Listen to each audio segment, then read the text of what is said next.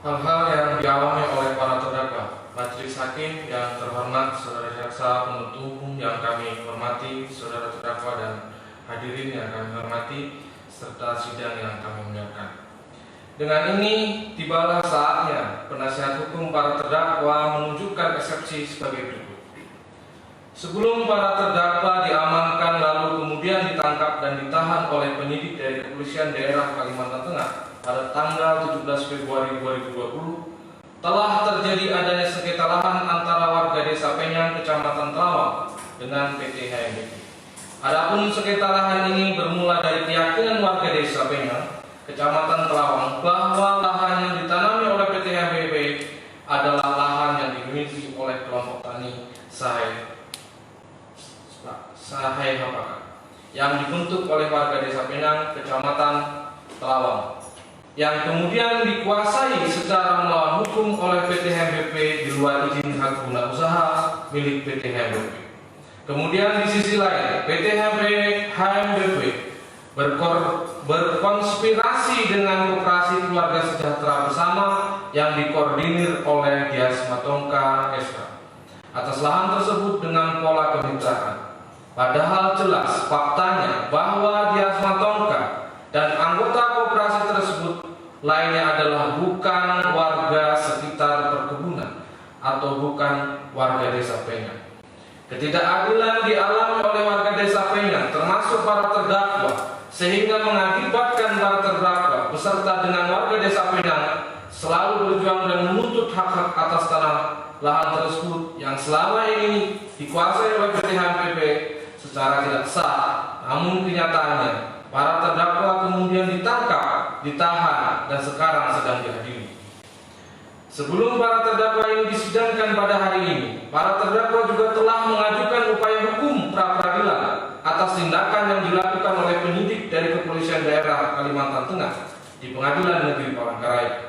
Akan tetapi, lagi-lagi terjadi bahwa berkas perkara para terdakwa oleh penyidik Kepolisian Daerah Kalimantan Tengah begitu cepat terkesan untuk menghindari pemeriksaan pra-peradilan, melakukan pelimpahan, dan bertujuan agar segera disidangkan pada Pengadilan Negeri Sampit, sehingga upaya pra-peradilan tersebut digugurkan.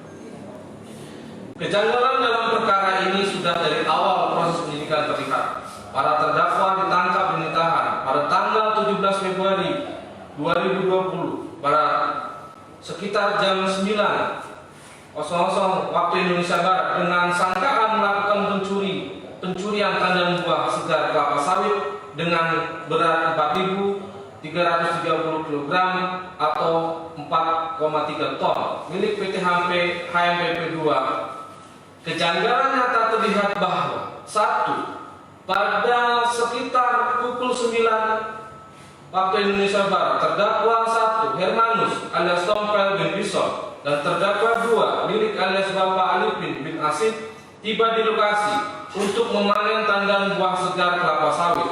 Dan sekitar pukul 9.30 waktu Indonesia Barat, para terdakwa diamankan oleh anggota BRIMOB bernama Susilo Cipto Wibowo dan Robi Sukmara. Pada saat diamankan, ditemukan barang bukti berupa tandan buah segar kelapa sawit dengan berat 4.330 kg atau 4,3 ton.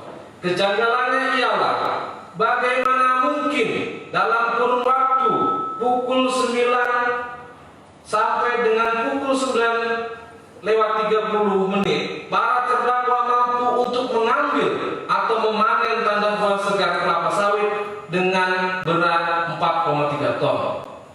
Kejanggalan diciptakan dengan tujuan dan konspirasi jahat penegakan hukum terhadap diri para terdakwa yang sengaja dituduhkan dengan barang bukti tandan buah segar kelapa sawit dengan berat 4,3 ton agar dapat terhindar dari penerapan ketentuan peraturan Mahkamah Agung Nomor 2 Tahun 2012 tentang penyelesaian batasan tindak pidana ringan.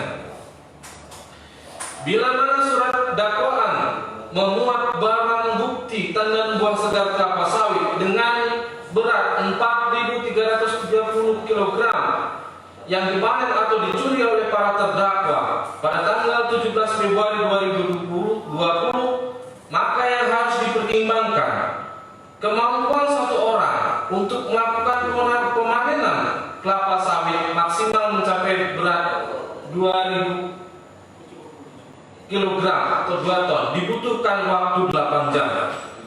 Maka sangat jelas melihat bahwa barang bukti kelapa sawit dengan berat 4.330 kg adalah buah sawit yang dipanen atau dicuri oleh para terdakwa. Yang dimuat dalam surat dakwaan adalah rekayasa hukum atau kriminalisasi, dikarenakan jumlah barang bukti merupakan hasil luar batas kemampuan manusia dengan waktu setengah jam, yakni antara pukul 9 sampai dengan pukul 9.30 waktu Indonesia Barat.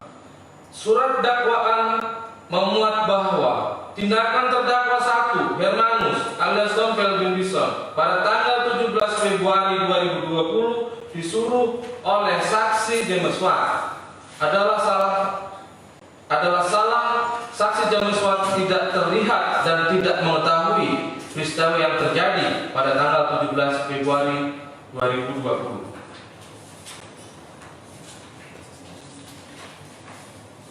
Keberatan eksepsi terhadap surat dakwaan.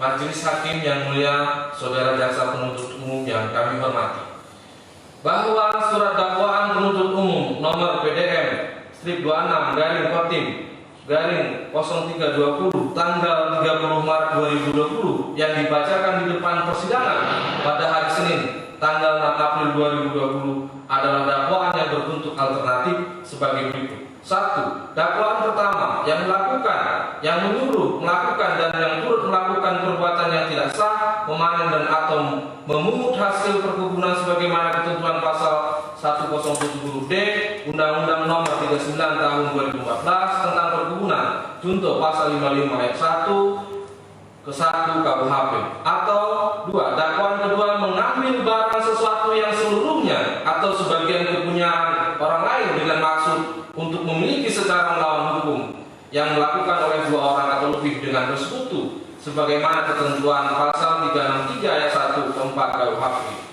Terhadap surat dakwaan penuntut umum, kami tim penasihat hukum para terdakwa menilai bahwa dakwaan penuntut umum melanggar ketentuan syarat material dakwaan sehingga surat dakwaan harus dinyatakan batal demi hukum sebagaimana ketentuan 143 ayat 3 KUH dengan alasan sebagai berikut.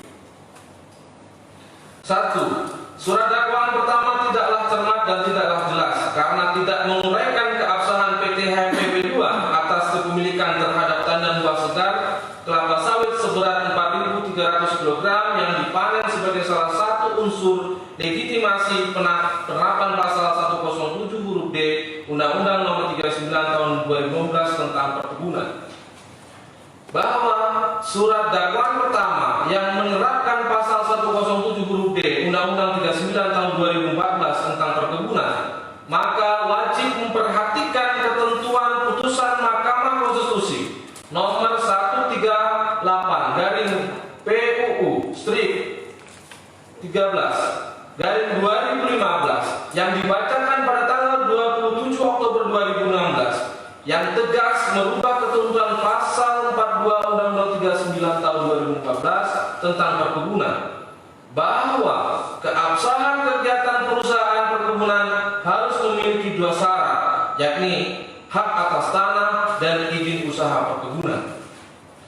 Terkait dengan penerapan pasal 107 huruf D Undang-Undang Nomor 39 Tahun 2014 tentang perkebunan, maka menurut hukum wajib terurai keabsahan kegiatan perkebunan yang dilakukan oleh PT HMPB, yakni terus harus memuat uraian alas hak berupa hak guna usaha dan izin usaha perkebunan dengan tujuan agar surat dakwaan dakwaan pertama harus secara cermat dan jelas mengenai asal usul barang bukti kelapa sawit dengan berat 4.330 kg. Apakah berasal dari kegiatan perkebunan yang sah yang dilakukan oleh PT HMPB dengan bertolak ukur menyebutkan hak guna usaha dan izin usaha perkebunan dengan rincian letak secara pasti, letak lahan tumbuhnya, tanaman yang dipanen dengan berat kelapa sawit 4.330 kg melalui pemaknaan titik koordinat. Hal ini menjadi penting dengan tujuan agar mudah dimengerti kelapa sawit dengan berat 4.300 kg berasal dari bagian lahan yang terletak di mana? Apakah berasal dari lahan yang sudah ada HG usaha atau tidak?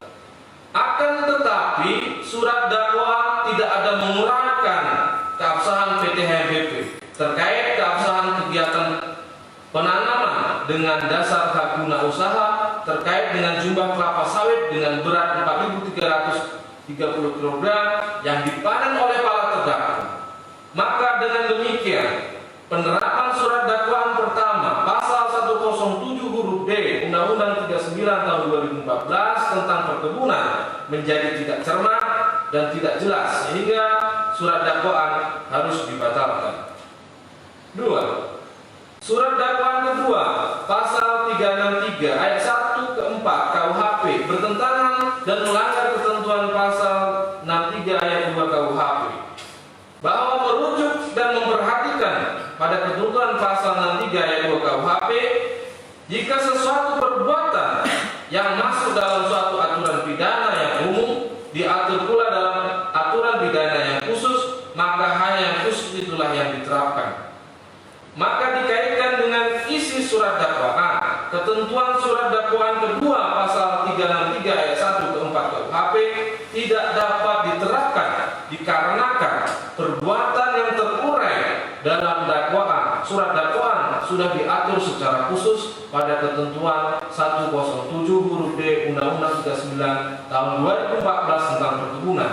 Dengan demikian, surat dakwaan kedua adalah surat dakwaan yang tidak cermat dikarenakan bertentangan dengan ketentuan pasal 63 ayat 2 KUHP.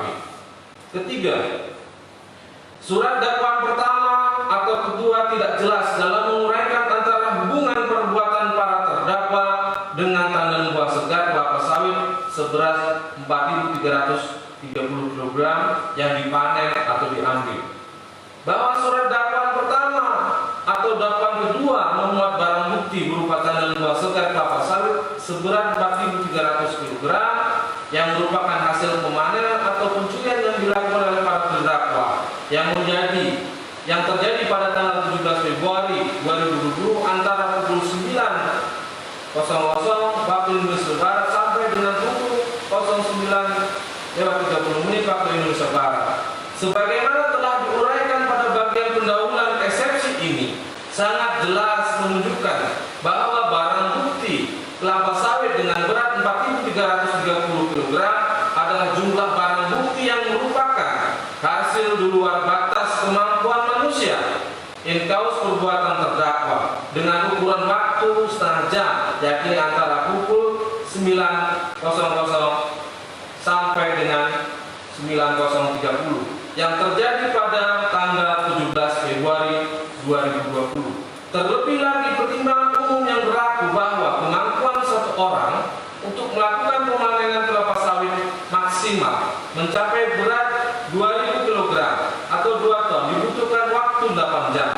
Sehingga uraian hubungan perbuatan terdakwa dengan barang bukti berupa buah segar kelapa sawit seberat 4.330 kg secara material perbuatan yang mengandung ketidakjelasan dan mengandung upaya pemuatan barang bukti dengan cara yang tidak sah dan tidak dapat dipercaya, sehingga sesuai dengan ajaran teori exclusive of role, semua dakwaan dengan memuat barang bukti berupa buah segar kelapa sawit seberat 4.330 kg telah tidak relevan dengan perbuatan para terdakwa, yang oleh karena itu surat dakwaan pertama atau dakwaan kedua harus dibatalkan. Keempat, surat dakwaan pertama tidak cermat karena disusun tidak sesuai dengan berkas perkara penyidikan. Sebagaimana pendapat Dr. W. dan Dr. Sarjana Hukum berpendapat bahwa surat dakwaan sinkron atau sejalan atau sesuai dengan hasil penyidikan.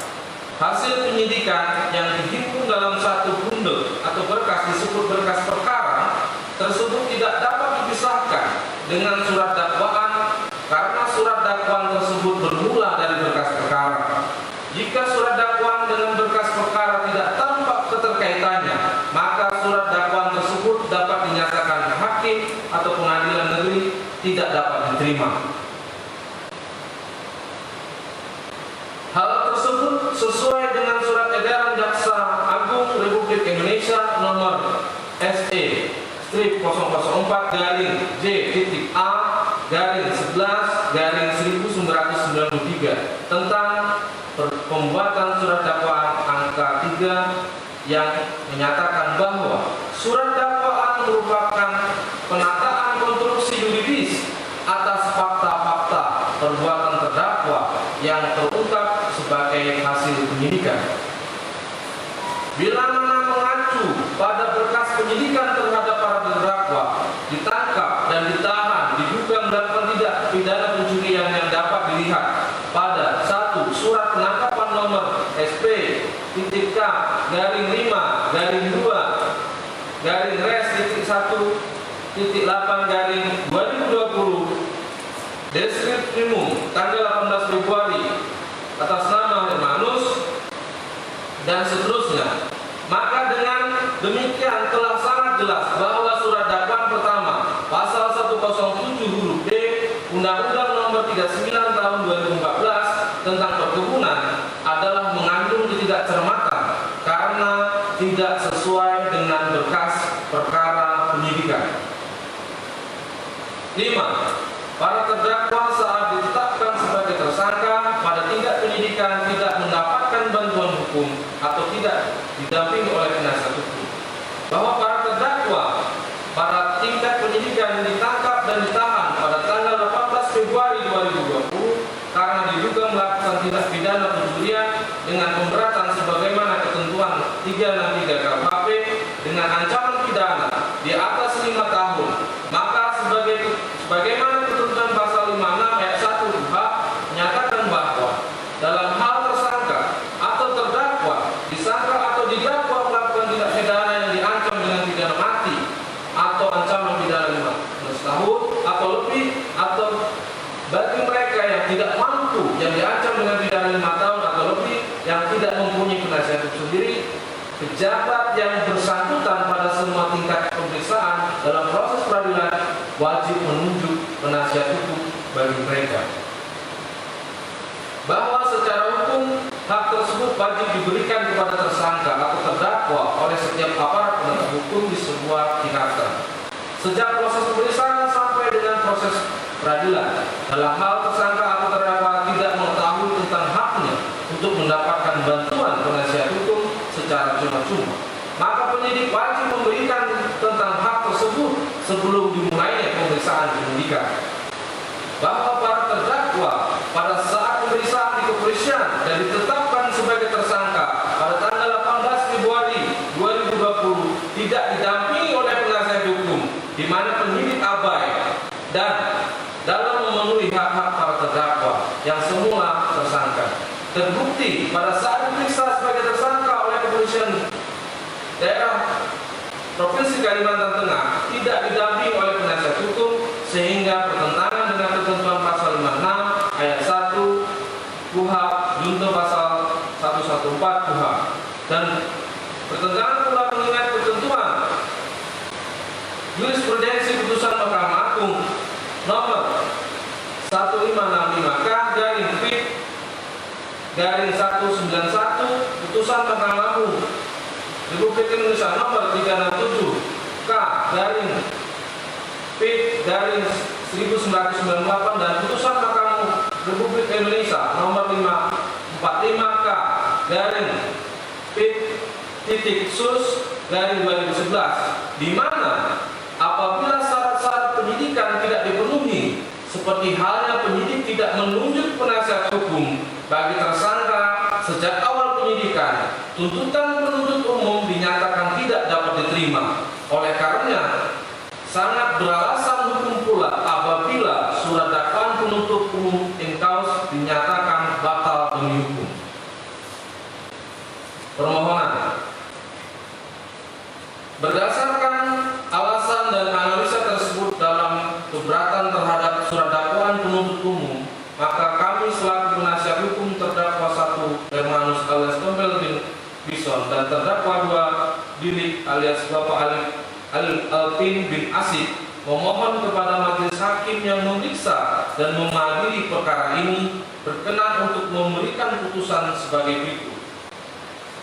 1. Menerima dan mengabulkan keberatan dari penasihat hukum terdakwa 1 Hermanus alias Tompel bin Bison dan terdakwa 2 Dilik alias Bapak Alpin bin Asik untuk seluruhnya. 2.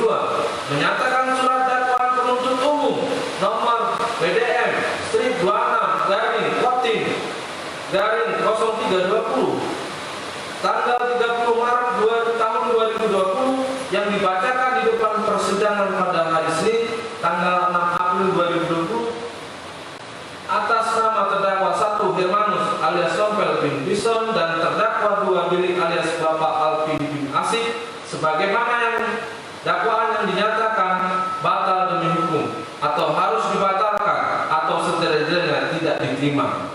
3. Menyatakan perkara aku tidak diperiksa lebih lanjut. 4. Memerintahkan terdakwa 1 Hermanus alias Tompel bin Bison dan terdakwa 2 Dilik alias Bapak Alpin bin Asik dikeluarkan dari tahanan. 5. Memulihkan harkat martabat dan nama baik terdakwa 1 Hermanus alias Tompel bin Bison dan terdakwa 2 Dilik alias Bapak Alpin bin Asik. 6. Membebankan biaya perkara kepada negara. Demikian eksepsi atau keberatan kami sampaikan dalam rangka untuk lebih mendudukkan permasalahan dalam perkara pidana ini secara profesional dan proporsional serta objektif. Atas perhatiannya kami penasihat hukum terdakwa mengucapkan terima kasih. Tim penasihat hukum terdakwa 1 dan Dilik alias Bapak Alpin bin Asik.